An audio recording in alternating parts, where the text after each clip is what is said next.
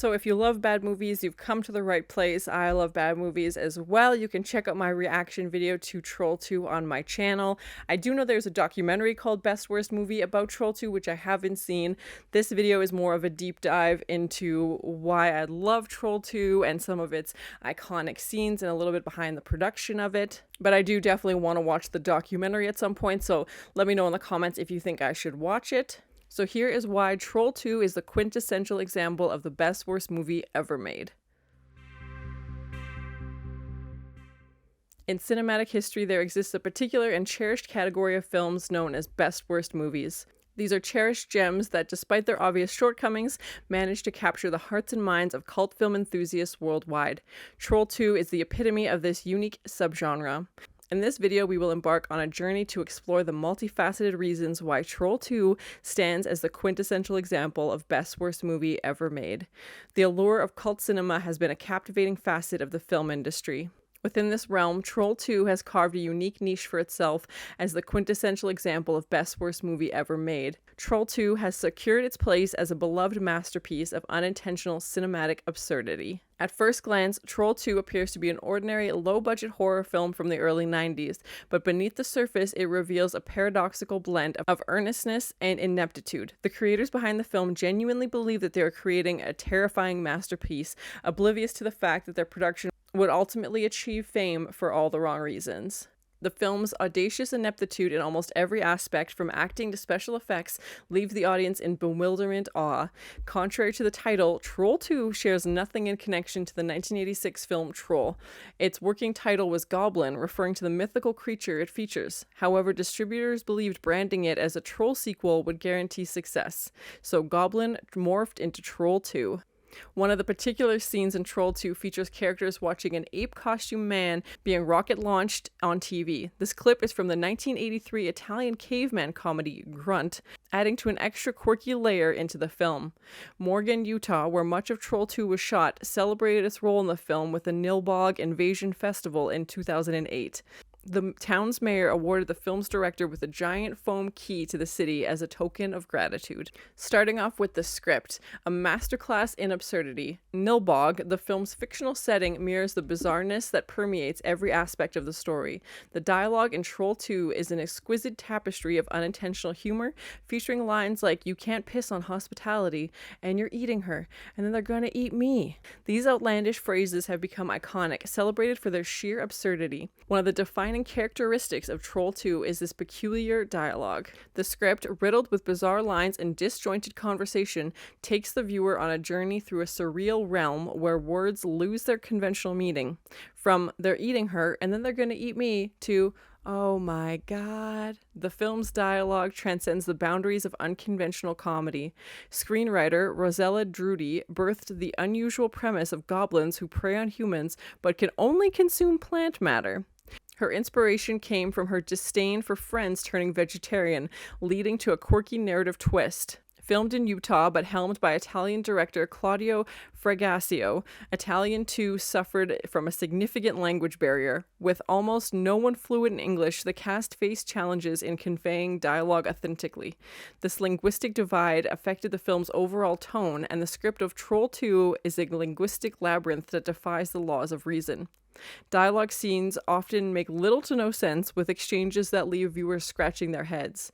The disjointed conversations and monologues transform the film into an unparalleled linguistic tapestry of incoherence. The iconic table scene underwent a drastic alteration. Young Joshua, played by Michael Stevenson, was directed to urinate on the goblin tampered food. The unexpected change created a memorable and repulsive moment in the film. Next, we have Troll 2's unforgettable characters. One of the primary reasons behind Troll 2's cult status is its unforgettable characters that populate the story. These characters, including the bumbling hero Joshua and his endearing quirky family, are portrayed with such sincerity that it's impossible not to root for their success, despite the comical circumstances they find themselves in. From the bumbling and perplexing Sheriff Gene Freak to the infamous Arnold, whose fixation on double-decker bologna sandwiches is as memorable as it is nonsensical. Troll 2 presents a gallery of unforgettable characters. These eccentric individuals contribute to the film's status as a cult classic. While most films strive for humor through carefully crafted jokes, Troll 2 elicits genuine laughter by merely existing. The actors' earnest but profoundly flawed performances, coupled with the film's incoherent plot, create a perfect storm for unintentional hilarity. In Troll 2, the actors deliver performances that defy the boundaries of conventional acting. Their delivery is marked by stilted dialogue, exaggerated facial expressions, and moments of sheer disbelief. The wooden acting is so profound that it teeters on the brink of high art, offering an unintentional masterclass in the art of overacting. A motley crew of eccentric characters populates the world of Troll 2, from the peculiar grandfather Seth to the bumbling sheriff Gene Freak. Each character exudes an otherworldly charm.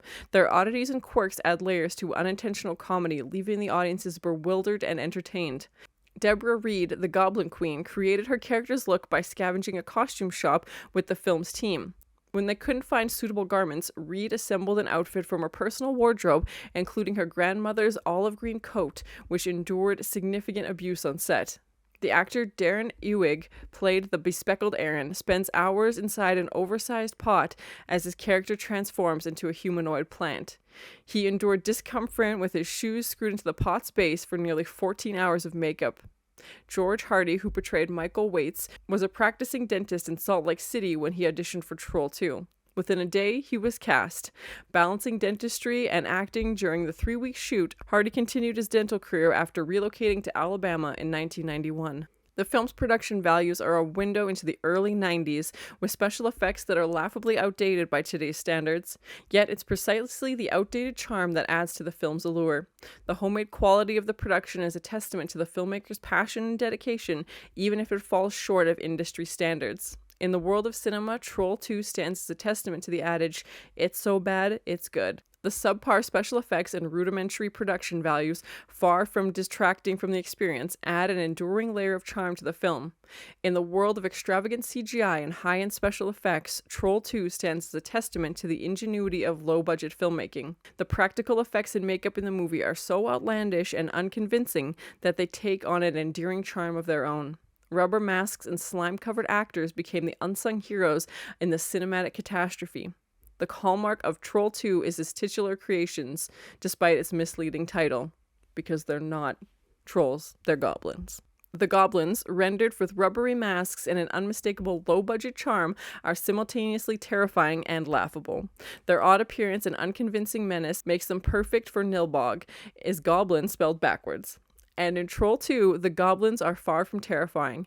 One of the standout scenes showcases these creatures adorned with latex masks, their intended menace undercut by the bumbling presence. The over-the-top acting and goblin costumes are a sheer visual spectacle that leaves viewers in stitches. Arnold's transformation into a half-plant creature in a cinematic scene is the pinnacle of Troll 2's peculiar charm. The over-the-top effects, accompanied by bewildering dialogue and dramatic music, create an unforgettable blend of horror and hilarity. In Troll 2, the unexpected antagonists are not trolls, but vegetables. "Where's the beef?" This iconic phrase from a popular fast food commercial in the 80s aptly encapsulates the perplexing premise of Troll 2. At its core, the film centers around a family encountered with goblins who have an insatiable appetite for, not humans, but vegetables. The sheer absurdity of the premise sets the stage for a remarkable journey into the realm of cinematic disaster. Through Troll 2, the double-decker bologna sandwich takes an inexplicable significance. This particular weapon of choice wielded by Joshua comes as a symbol for the film's unconventional charm, and it's featured prominently in several scenes. In a climactic moment, young Joshua confronts the goblins with a powerful speech, brandishing a double-decker bologna sandwich to fend them off. This scene is a masterpiece of absurdity as the young actor delivers his lines with the earnestness that clashes with the nonsensical plot, creating an unintentional comic effect. The goblins in Troll 2 are meant to strike terror into the hearts of viewers, but their ineptitude and outlandish appearance has the opposite effect. The scene where the goblins convene in the church basement to discuss their malevolent plans, showcasing their bubbling antics and peculiar costumes, rendering them more laughable than frightening.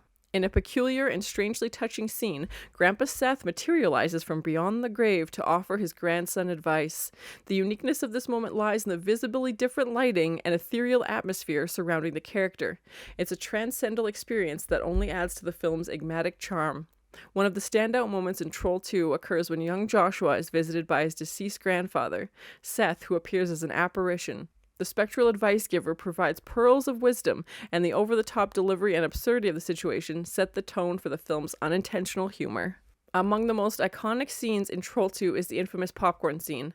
It is a testament to the movie's unintentional humor. The infamous popcorn scene in Troll 2 deserves special mention. A bizarre and strangely alluring scene involves a character seducing a young man with an ear of corn. The absurdity of this scene is beyond words, as it straddles the line between sensuality and sheer weirdness. They make out with an ear of corn and it becomes popcorn. You can't explain it, you just have to see it. It's so weird. It makes zero sense why it's there, but it just adds to the complete bizarreness of the entire film. It adds nothing to the plot, it's just there. Over the years, Troll 2 has amassed a devout following. Fans gather at screenings, quote lines, and celebrate its cinematic absurdity. The movie's cult status continues to grow, cementing its place in the pantheon of cult classics. Troll 2 has cultivated a devout cult following with screenings and conventions dedicated to celebrating its sheer ineptitude. Fans dress up as characters, recite the infamous lines, and revel in the communal experience of appreciating the film's unique brand of cinematic ineptitude. Over the years, Troll 2 has garnered a passionate and dedicated fan base amongst midnight screenings. It has transcended its status as a cinematic oddity to become a cherished piece of pop culture.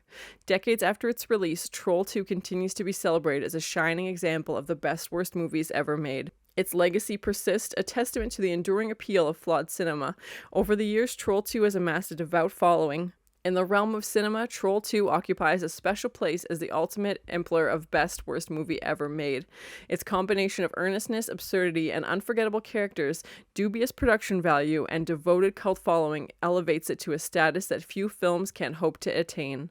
While it may not be a masterpiece in the traditional sense, Troll 2 has firmly established its legacy as a beloved icon of the best worst cinema, reminding us that sometimes the best art can emerge from the most unexpected places. It serves as a vivid reminder that sometimes in the world of cinema, imperfection can be the key to a timeless greatness. Its unique blend of nonsensical plot, wooden acting, quirky characters, baffling dialogue, and bizarre special effects make it the perfect best worst movie ever made. While it may not be an example of conventional cinematic excellence, its undeniability thrives as a captivating and unforgettable masterpiece of cinematic disaster. So let me know in the comments if you've seen Troll 2, what your thoughts are, if you've seen the documentary Best Worst Movie about Troll 2. I haven't seen Troll 1, but the fact that it has nothing to do with that, and they thought just randomly, putting on Troll 2 that people would somehow be interested in this. As far as I know, Troll 1 wasn't a huge commercial success, so them trying to just tack on to that notoriety was somehow their marketing plan. I have no idea, but at Troll 2, I will watch it any day, anytime. It's so ridiculous. It doesn't matter what scene you randomly pick up on. It's insane. There's so many quotable lines and it's just so ridiculous. And the fact that they're not even trolls, they're goblins, and that they're eating people for plants, and it's just so bizarre, such a crazy concept. And you can check out my reaction to Troll 2 and tons of other bad movies on my channel as well, so be sure to check those out. But thank you so much for watching, and as always, please like, comment, and subscribe to this channel, and check back often for more awesome content.